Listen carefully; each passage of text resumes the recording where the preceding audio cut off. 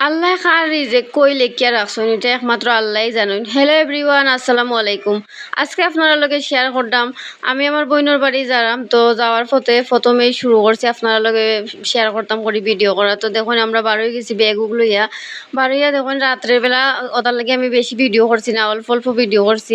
আমার উল্টা বইয়া কাউন্টার বইয়া জুস খাইরা একটু শয়তানি করতে হতো। তারপরে গাড়ি আইছি, আমরা গাড়ি দুটি গেছি। তো আর রাত্রে কোনো ভিডিও করতে পারছি না, বাচ্চা কুড়ো আছে। এরপরে তখন সকালবেলা লামছি, লামার পরে আর কি আমার বোনের বাড়ির এলাকা আর কি যশোরের এলাকা খুবই সুন্দর দৃশ্য আপনার লগে অবশ্যই শেয়ার করবো। তো দেখুন একটু একটু শেয়ার করলাম তারা বাড়িতে আওয়ার সময় যে জিবে গিয়ে আইসি এই সময়। তো দেখুন রাস্তার সাইডে আমি এক সাইডে আমার ফুয়া কুড়ো আছিল, তার লাগে আমি ভিডিও করতে পারছি না, তো এক সাইডের ভিডিও করছি খুবই সুন্দর।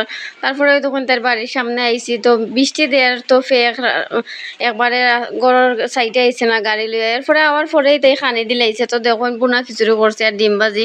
আমরা খুশি শর্টকাটে করতো, কারণ অতখান জার্নি করে বেশি কিছু খাওয়া যাইতো না।